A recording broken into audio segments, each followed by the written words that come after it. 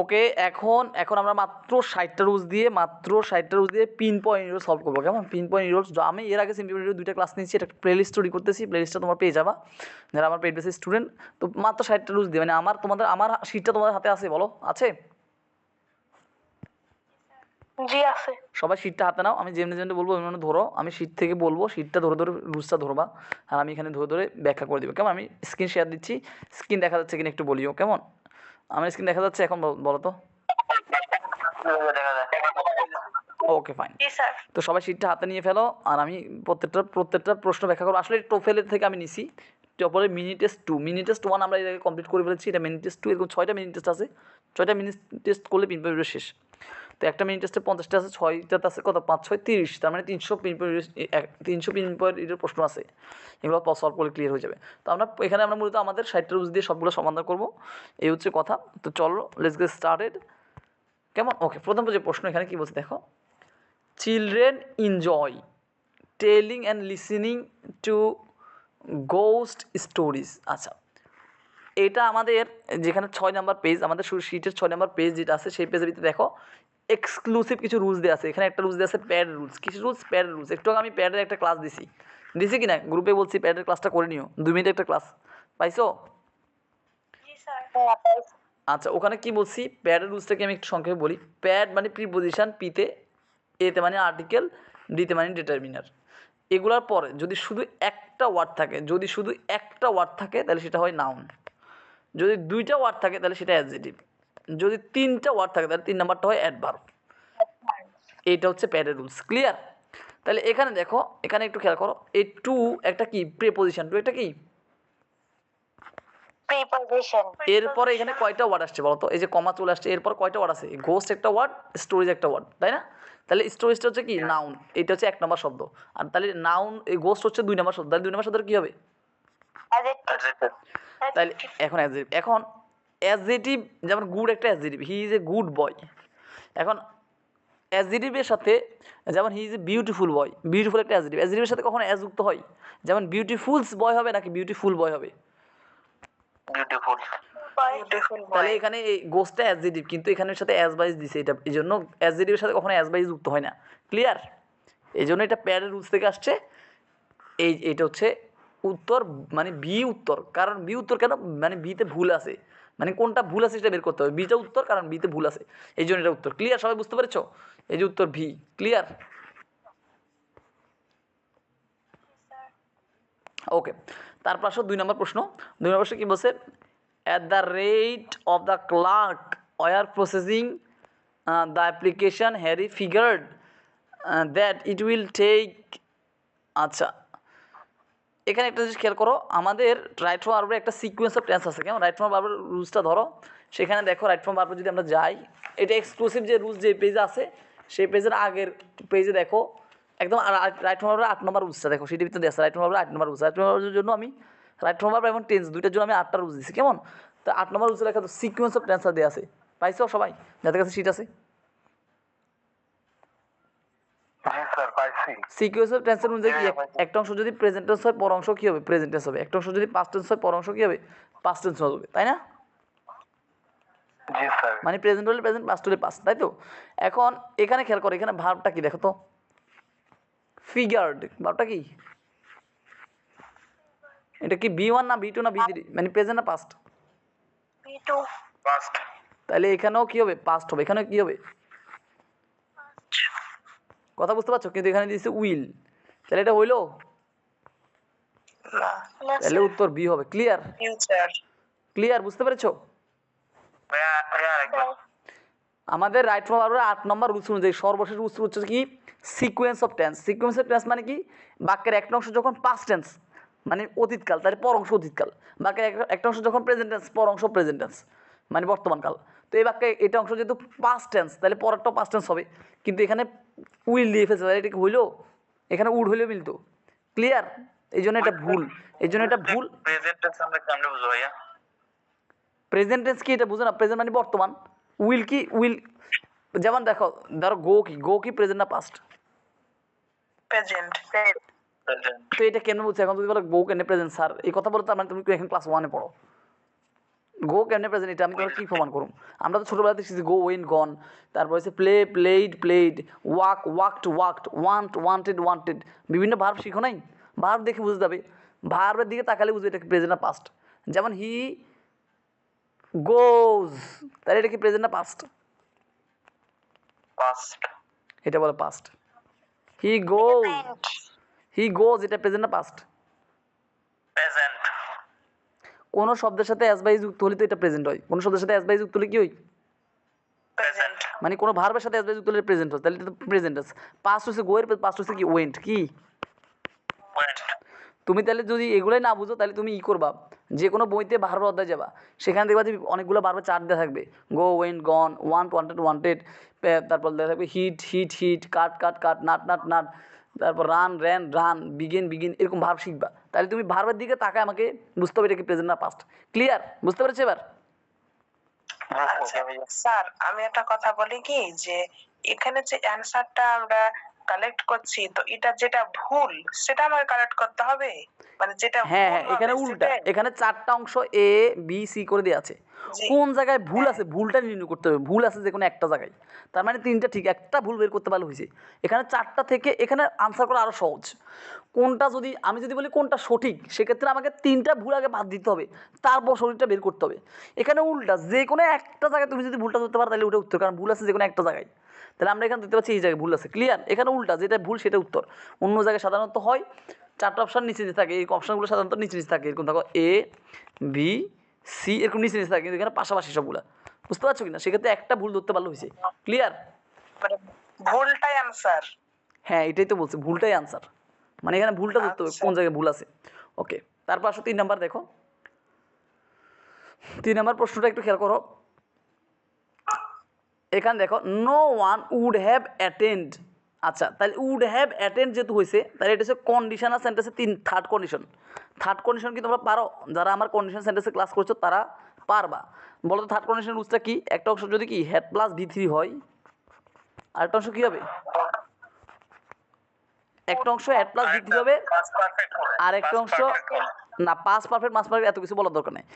আমাদের third condition rules অনুযায়ী একটা অংশ হচ্ছে মানে হেড প্লাস বি3 হবে, হেড প্লাস বি3, আর একটা অংশ হবে উড হ্যাভ প্লাস বি3, একটা অংশ কী হবে?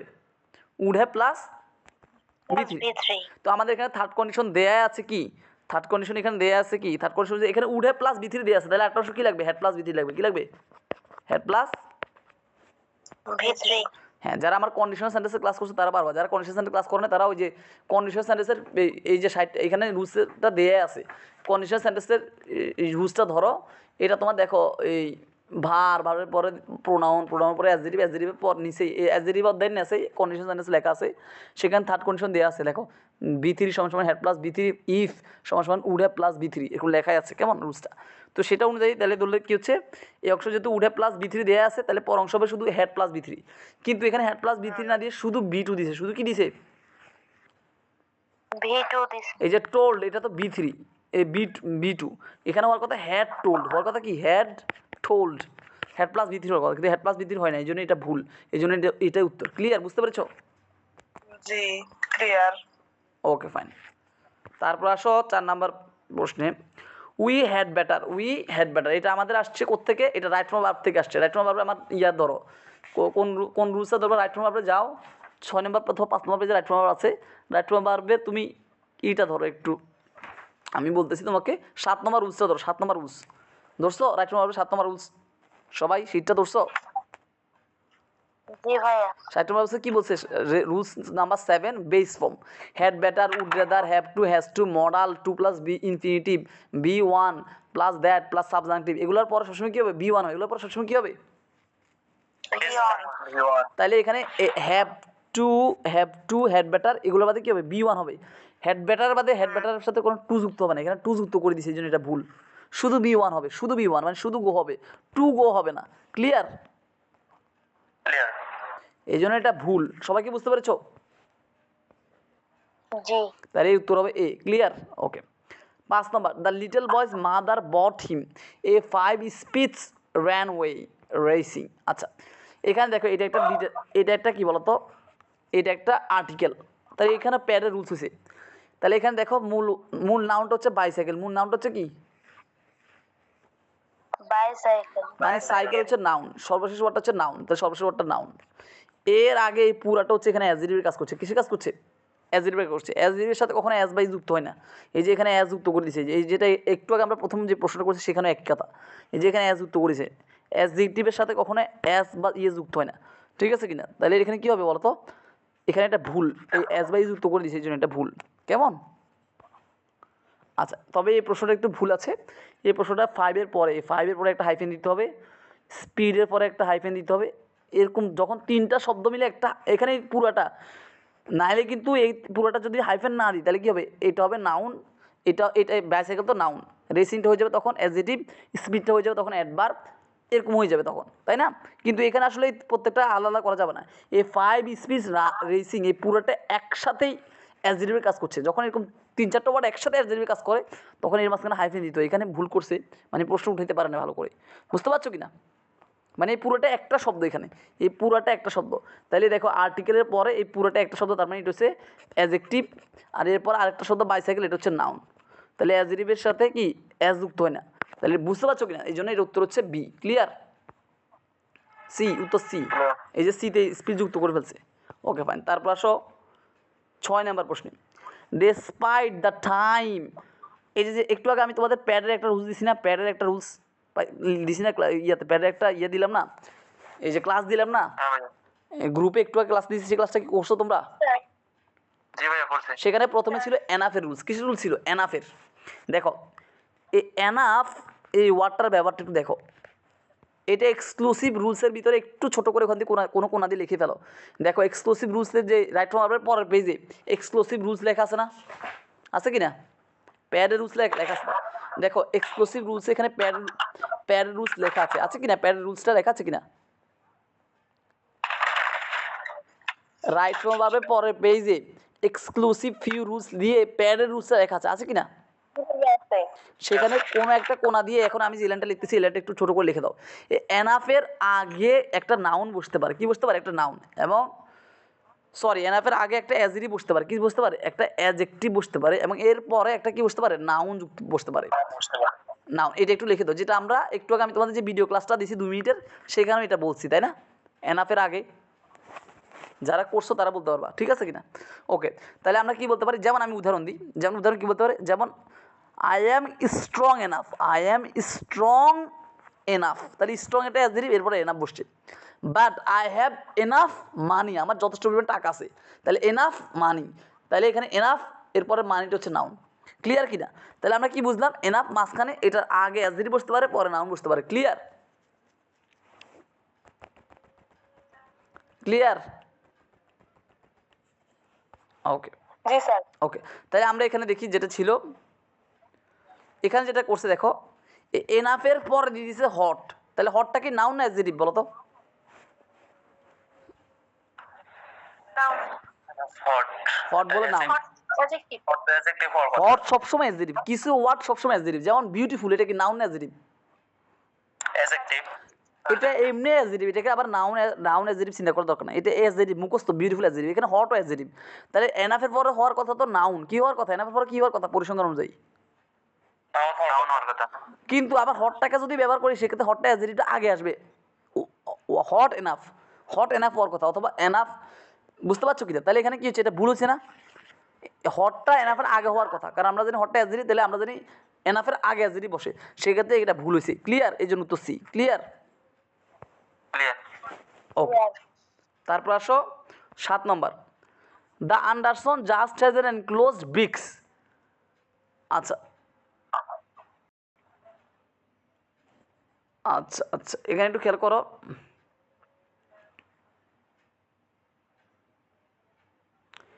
এখানে দেখো এই বিক্স পেশিও, কেমন? এই পেশিওটা হচ্ছে নাউন আর বিক্স হচ্ছে অ্যাডজেক্টিভ, তো অ্যাডজেক্টিভের সাথে কি অ্যাজ যুক্ত হয়? না ভাইয়া। এইটা দিয়ে বারবারই প্রশ্ন আসতেছে যে দুইটা ওয়ার্ড দিবে, দুইটা ওয়ার্ডের মধ্যে একটা ওয়ার্ড হইতে অ্যাজ যুক্ত করে, তাহলে বুঝতে হবে যে এটা তো নাউন, তাহলে নাউনের আগের ওয়ার্ডটা অ্যাডজেক্টিভ, অ্যাডজেক্টিভের সাথে কি কখনো কি হয় না? যুক্ত হয় না? কথা বলো না। অ্যাজ যুক্ত হয় না। এটা একটা কমন প্যাটার্ন, এটা থেকে বারবার আসতেছে, কেমন? এটা ধরে ফেলতে হবে। ওকে ফাইন, তারপর আসো, Danny spend such enjoyable time নাকি such enjoyable time, such enjoyable নাকি সাচ এনজয়েবল না সাচ এ এনজয়েবল, কোনটা হবে? আমরা বলি such a beautiful day, such a beautiful picture, such a wonderful day, এরকম বলি না? সাচ এ নাইস বয়, এটা একটা কমন প্যাটার্ন। এই প্যাটার্নটাও এই প্যাটার্ন রুলসের নিচে দিয়ে কোনো দিয়ে লিখে দেবো, সাচ এ বিউটিফুল ডে, এটা লিখে দিতে পারো। Such plus a plus adjective, such plus a plus adjective, এটা এক্সক্লুসিভ রুলসে কোনো জায়গায় লিখে রাখো। এই প্যাটার্নটা আমি তোমাদের ক্লাসে বারবারই বলছি যখন নাউনের প্রশ্ন সলভ করেছি তখন, তাই না? যারা আমার ক্লাস করেছো, সাচ প্লাস কি এ plus adjective, such plus a plus adjective, কেমন? সাচ এ বিউটিফুল ডে, তাহলে এই সাচ এখানে এ দেয় নাই, এই জন্য এটা কি ভুল, বুঝতে পারছো কি না? তাহলে উত্তর হচ্ছে A. Clear? Okay. Clear. Although the quantity was small, we had a slight enough. তাই আবার দেখো, এনাফের আগে কি বসে বলো তো? Adjective. অ্যাডজেক্টিভের সাথে ধর এটা অ্যাডজেক্টিভ, কিন্তু অ্যাডজেক্টিভের সাথে কি অ্যাডভাইস যুক্ত হয়? না। না। তাহলে এটা কি হবে? এটা ভুল, এটা ভুল। ক্লিয়ার? তাহলে উত্তর সি। ক্লিয়ার? Clear. ওকে। Sir. তারপর দেখো, কামাল হ্যাড সো ইন্টারেস্টিং। আসলে সো ইন্টারেস্টিং বলতে কিছু হয় না, ভেরি ইন্টারেস্টিং হয়। কি হয়? Very. আমরা বলি না ইট ইজ সো ইন্টারেস্টিং নাকি it is very interesting? Very. তাহলে কি হবে? ইট ইজ ভেরি ইন্টারেস্টিং, অথবা আমরা বলতে পারি সাচ এ ইন্টারেস্টিং ডে। সাচে আনতে হবে, দুইভাবে করতে পারি। এভাবে বলতে পারি such plus a plus adjective, মানে সাচ এ ইন্টারেস্টিং, অথবা আমরা বলতে পারি যে ভেরি ইন্টারেস্টিং, যে কোনো একটা। তাহলে এখানে কি এটা ভুল, বুঝতে পেরেছো? তাহলে উত্তর কী হবে? এ হবে। কেমন? ক্লিয়ার? Clear. ওকে। আচ্ছা, এখানে একটা জিনিস খেয়াল করো, সেটা হচ্ছে এখানে থার্ড কন্ডিশন থেকে আসছে। কেমন? থার্ড কন্ডিশন থেকে আমাদের এখানে আসছে, সেটা একটা জিনিস খেয়াল করলে আমরা বুঝতে পারবো। আচ্ছা, এখানে দেখো উড, কেমন? উড দেয়া আছে, উড নট, তারপর হ্যাভ ফাউন্ড। দেখো এটা কিন্তু ফিক্সড, এটা নিচে কিন্তু দাগ দেওয়া নাই। তাহলে আমরা পর অংশ দেখি, পর অংশ দেওয়া আছে would have plus B three. একটা অংশ যদি would have plus B three থাকে, একটা অংশ কী হবে? Had plus. তুমি বলতে পারো স্যার এই অংশ তো would have plus B three দেয়াই আছে, তাহলে তো আমরা পর অংশে হ্যাড প্লাস বি থ্রি করবো, তাই না? এটাও ধরা যায়, কিন্তু এটা ধরলে কি সমস্যা? পর অংশে হ্যাড প্লাস বি থ্রিতে কোনো মার্ক করার দেয়া নাই, দাগ দেয়া নাই। তার মানে এটা ভুল না, ভুল হচ্ছে উল্টা দিক থেকে করতে হবে, কারণ এখানে কোনো দাগ দেয়া নাই। এই অংশ তো ঠিক আছে, যদি এই অংশ দাগ দেওয়া থাকে তাহলে আমরা বলতাম যে এটা ভুল। তার মানে এই অংশ দাগ দেয়া নাই, তার মানে এই অংশই 100% ঠিক। এখানে উল্টা আমাদের ভুলটা বের করতে হবে। সেক্ষেত্রে আমাদের যেখানে দাগ দেয়া নাই, ধরো হচ্ছে দেখো টার্মোলজি নিচেতে কোনো দাগ দেয়া আছে? এই ওয়ার্ডটা নিচে কি এখানে দাগ দেয়া আছে? না। তার মানে এটা কি ভুল হওয়ার সম্ভাবনা আছে? না। যেখানে দাগ দেয় না সেখানে তো ভুল হওয়ার সম্ভাবনা নেই। তাহলে এখানে would have plus B three এটা দেয়াই আছে, এখানে কোনো দাগ দেয় না, তার মানে এটা ঠিক আছে। তার মানে এটা 100% ঠিক আছে। Would have plus B three একটা অংশ পাই গেছে, একটা অংশ হবে হ্যাড প্লাস বি থ্রি। কী হবে? Had plus V3. কিন্তু এখানে হ্যাড প্লাস বি থ্রি জায়গায় এখানে would have plus B three দিয়ে ফেলছে, তাহলে কি এটা হইলো? না। তাহলে উত্তর কী হবে? উত্তর হবে এ, উত্তর হবে এ। এটাই ভুল। ক্লিয়ার? বুঝতে পেরেছো? আরেকবার। আমাদেরকে প্রশ্নে যেখানে দাগ দেওয়া থাকবে তার মানে সেখানে ভুল হওয়ার সম্ভাবনা থাকবে, তাই না? মানে অপশান থাকবে এ বি সি ডি, তো অপশানগুলোতে উত্তর হওয়ার সম্ভাবনা থাকবে। কিন্তু যেটা অপশান নাই তার মানে সেটা 100% ঠিক। ঠিক আছে? তার মানে এখানে তো দেয়া আছে would have plus B three, কিন্তু এখানে উডে প্লাস বি থ্রি নিচে কোনো দাগ দেওয়া নাই, তার মানে এটা 100% ঠিক, এখানে কোনো ভুল নেই। তো একটা অংশ যখন উডে প্লাস বি থ্রি হবে তাহলে আরেকটা অংশ কী হবে? হ্যাড প্লাস বি থ্রি হবে। কী হবে? হ্যাড প্লাস বি থ্রি হবে। এটা আমাদের থার্ড কন্ডিশন। আমাদের কন্ডিশন এর রুলসে যাও, আমার বইতে আমার শিটে যাও, দেখো কন্ডিশনের অধ্যায় আছে, সেখানে থার্ড কন্ডিশন দিয়ে আছে। তাহলে হ্যাড প্লাস বি থ্রি হওয়ার কথা এখানে, কিন্তু এখানে হ্যাড প্লাস বি থ্রি হয় নাই, এই জন্য এটা ভুল, এই জন্য এটা উত্তর, যেটা ভুল সেটা উত্তর, এই জন্য উত্তর এ। ক্লিয়ার? ওকে। তারপর দেখো আই হ্যাভ টু। আচ্ছা, টু প্লাস কী হয় বলো তো? টু প্লাস কী হবে বলো তো? R1. বেস্ট ফর্ম হবে। এটা আমাদের রাইট ফর্ম ভার্বের 7 নম্বর রুলসে হুবহু লেখা আছে, have to plus B one. ওই যে বেস ফর্ম কখন হয়, তাহলে had to plus B one হবে। এখানে কিন্তু ভার্ব প্লাস আইজি, এটা ভুলটা, বুঝতে পারছো? তাহলে উত্তর ওকে ফাইন। তারপর দেখো আই উইশ, এটা আমাদের কন্ডিশনাল সেন্টেন্সের রুলসে যাও, উইশের রুলস দেওয়া আছে। উইশ উড দ্যাট, এটার পদে কী হয় বলো তো? উইশ প্লুরাল হবে পরে ভার্বটা। না ভয়েস না হয় ওয়াই হবে। না, এটা এরকম না। উইশ উড দ্যাট এটা পরে সবসময় কি আমাদের রুলস দেওয়া আছে, দেখো কন্ডিশন সেন্টেন্সে যাও সেখানে স্পষ্ট করে দেওয়া আছে, কিংবা রাইট ফ্রম ভার্বের এই রুলসটা দেওয়া আছে। রাইট ফ্রম ভার্বের কোথায় রুলসটা দেওয়া আছে বলো তো, এটা তোমার দেওয়া আছে কোথায়, দাঁড়াও, এই যে রাইট ফ্রম ভার্বের 2 নম্বর রুলসে লেখা আছে, দেখো রাইট ফ্রম ভার্বের 2 নম্বর রুলসে লেখা আছে উইশ উড দ্যাট এটা পরে সবসময় বি টু হবে, সবসময় কী হবে বি2 হবে, কী হবে বি2। তবে যদি কোনো সাহায্যকারী বা বিভাব লাগে, যদি কোনো সাহায্যকারী কিংবা বিভাব লাগে সেক্ষেত্রে মুখস্থ অয়ার, মুখস্থ কি ওয়ার বসবে, অয়ার, ওয়ার বসবে। তাহলে এখানে ওয়াজ দিয়ে দিছে যে এটা ভুল। ক্লিয়ার? উত্তর এ। ক্লিয়ার?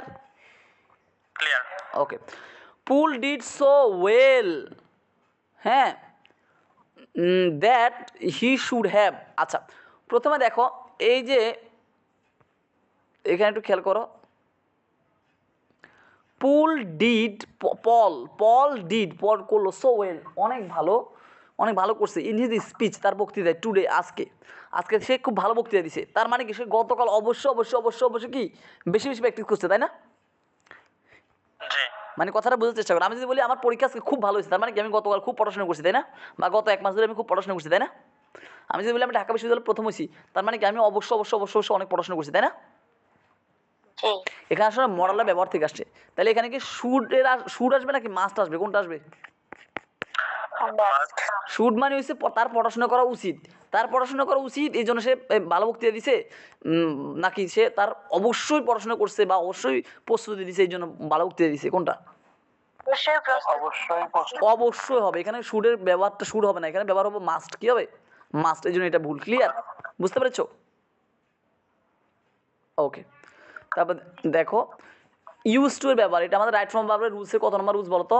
আমাদের রাইট ফ্রম ভার্ব ইউজ টুর পর ভার্বের সাথে আই ইজ ঢোকায়, be use to, with a view to, looking forward to, এরপর ভার্বের সাথে হ্যাঁ, আমাদের রাইট ফ্রম ভার্বের 4 নম্বর রুলসটা ধরো, তোমার কাছে যদি শীট থাকে, ইউজ টুর আগে যদি অক্সিলারি ভার্ব থাকে তাহলে ভার্বের সাথে আইএনজি যোগ হয়। তোমরা আমাকে বলতে দাও তাহলে ভার্বের বেস ফর্ম হয়। বাবা বুঝছি, আমাকে বলতে দাও। রাইট ফ্রম ভার্বের 4 নম্বর রুলসে এটা লেখা আছে, কেমন কি বলছে? ইউজ টু এর 2টা রুলস, একটা ইউজ টু এর পরে শুধু ইউজ টু হলে কি হবে, এরপরে V1, কিন্তু ইউজ টু এর আগে যদি কিছু থাকে, যদি কোনো সাহায্যকারী বা কিংবা বিভাব থাকে, যদি কোনো সাহায্যকারী বা কিংবা বিভাব কিংবা ভার্ব থাকে, তখন ভার্বের সাথে আইন যুক্ত হয়ে যাবে। যেহেতু এখানে শুধু ইউজ টুর আগে যেহেতু একটা বিভাব আছে, তার মানে ভার্বের সাথে আইন যুক্ত হয়ে যাবে, ভার্বের সাথে কি হয়ে যাবে, আইন যুক্ত হয়ে যাবে। এটা রাইট ফ্রম ভার্বের 4 নম্বর রুলসে লেখা আছে, কেমন? আমার রাইট ফ্রম ভার্বের 4 নম্বর রুলসে লেখা আছে, তাহলে এখানে ভার্বের সাথে আইন যুক্ত হবে, এই জন্য এটা ভুল। এখানে 2 + V1 দিছে না, এখানে 2 + V1 না, এখানে হবে ভার্ব প্লাস আইএনজি, এই জন্য এটা ভুল, এই যে উত্তর হবে কি এ। ক্লিয়ার? ক্লিয়ার। ওকে।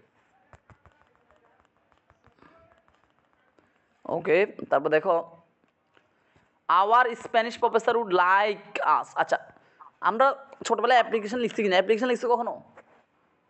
জি। জি স্যার। সেখানে লেখো না I would like to request you, I would like to say you, এরকম বলছো কিনা? Sir I would like to জি, sir. Request you to cancel my to keep my order বা টু কিপ মাই অ্যাবসেন্স, এরকম লেখো নাই? লিখছো কি? স্যার। ওকে, তাইলে যেটা দাঁড়াচ্ছে সেটা হচ্ছে কি, সেটা হচ্ছে এখানে আসলে টু আনতে হবে। কি আনতে হবে? টু। উড লাইকের বাদে টু আসবে, এখানে ভার্ব প্লাস আইএনজি নিয়ে আসছে, টু স্পেন্ড হবে। I would like to spend, I would like to go, I would like to play, I would like to talk, এটা একটা কমন প্যাটার্ন। কেমন? I would like to go, I would like to play, I would like to request, তাহলে এখানে verb plus ING হবে না, এখানে কি হবে? তো হবে ইনফিনিটিভ হবে। 2 + V1 হবে। ক্লিয়ার? জি।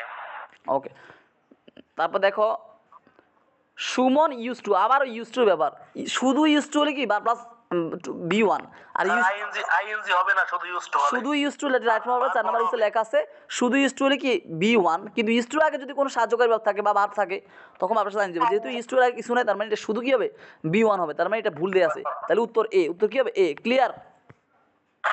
ক্লিয়ার। জি স্যার। ওকে, তারপর দেখো the brothers matadors displays in the arena become louder. হ্যাঁ, আচ্ছা, এটা আসলে আমাদের অ্যাডজেক্টিভের রুলসের ভিতরে লেখা আছে কি দা ডট ডট ডট দা। আমার অ্যাডজেক্টিভের অধ্যায় যাও, সেখানে দা ডট ডট দা 2 অথবা 3 নম্বর রুলসে দেওয়া আছে, কেমন? যারা আমার ক্লাস করছে তারা জানো, অথবা তোমাদের কাছে শীট থাকলে দেখো অ্যাডজেক্টিভ অধ্যায় যাও, সেখানে দা ডট ডট দা দেওয়া আছে, কেমন? আচ্ছা, যেহেতু এখানে কি হচ্ছে দা বোল্ডার বলছে, তাহলে এখানে কি হবে, দা প্যারালিজম নিয়ে এখানেও দা হবে, কি হবে, দা লাউডার হবে। কি হবে? ক্লিয়ার? দা লাউডার। হ্যাঁ, এখানে দাটা পরে নিয়ে গেছে, এটা ভুল। ক্লিয়ার? বুঝতে পেরেছো? যেমন the more you read, the more you learn, বুঝো না? দা ডাবল দা, কেমন? ক্লিয়ার? জি। ওকে, তারপরে এখানে একটু খেয়াল করো, এখানে আসলে এই প্রশ্নটা এখানে ভুল আছে। এই প্রশ্নটা ভুল আছে কেন? এখানে এটা উত্তর হয়, কারণ এখানে কার একটা নাউন, কার একটা কি নাউন। তাহলে স্পোর্ট এটা একটা কি বলতো, এটা একটা অ্যাজিটিভ, অ্যাজিটিভের সাথে অ্যাজ দিছি, তাহলে এখানে এটা তো ভুল আছে, তাই না? তারপর এখানে একটু খেয়াল করো, দেন চলে আসলে দেখো আমার গাড়ি জুয়েলের গাড়ি থেকে বড়, আমার গাড়ি জুয়েলের বন্ধুর গাড়ি থেকে বড়। তাহলে জুয়েলের, তাহলে জুয়েলস এখানে একটা অ্যাপোস্ট্রফি এস আসবে, কেমন? যেমন করিমস মানে করিমের, এখানে একটা অ্যাপোস্ট্রফি এস আসবে যখন তুলনা বুঝাবে। ক্লিয়ার? বুঝতে পারছো? তাহলে এখানে উত্তর ডিও, উত্তর ডিও ঠিক আছে, উত্তর এও ঠিক আছে। ক্লিয়ার? ওকে। তারপর দেখো এটা একটু দেখো, এইটা আমাদের রাইট ফ্রম ভার্বের 7 নম্বর রুলসে লেখা আছে, কেমন? উড রেদারের পরে কি হবে? শুধু বি1 কি হবে? রাইট ফ্রম ভার্বের 7 নম্বর রুলসে ধরলে বুঝতে পারবা, উড রেদার, হেড বেটার, এগুলোর পর কি হবে? বি1 হবে। কি হবে? বি1 হবে। তাহলে এখানে বি1 না দিয়ে ভার্ব প্লাস আইএনজি দিয়েছে, যেটা ভুল, এটা উত্তর এ। ক্লিয়ার? ওকে। তারপর দেখো Sally must have called her last date but she arrived. আচ্ছা একটা জিনিস খেয়াল করো, এখানে এখানে ভাবটা দেখো, এখানে ভাবটা কি? অ্যারাইভড, এটা কি? B two past tense. কি টেন্স? কি টেন্স? তাহলে এখানের ভার্বটা পাস্ট টেন্স হবে না, এখানে কিন্তু প্রেজেন্ট টেন্স দিয়ে ফেলছে, তাই না? মাস্টের পাস্ট টেন্স কি? মাইট। মাস্টের পাস্ট টেন্স কি হবে? এখানে মাইট ব্যবহার করতে, তাহলে এই জন্য এটা ভুল। ক্লিয়ার? এই যে উত্তরে sequence of translation. Okay fine.